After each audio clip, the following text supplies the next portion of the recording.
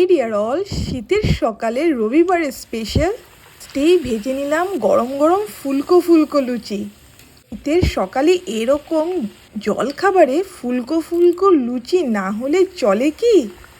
তো আজকের জলখাবারের special menu হলো ফুলকো ফুলকো লুচি। আমাদের মেনুতে রবিবারের স্পেশাল জলখাবারের মেনু কি কি রইলো কমেন্টের মাধ্যমে জানাতে একদমই ভুলো না।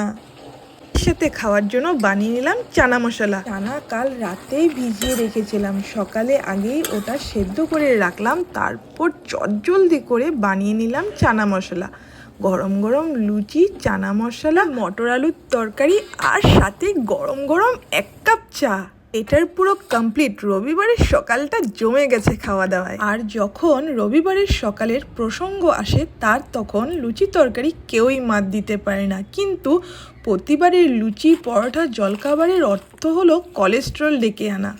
আবার রবিবারের দুপুরের ভুরিভোজ মাংস তো রয়েছেই।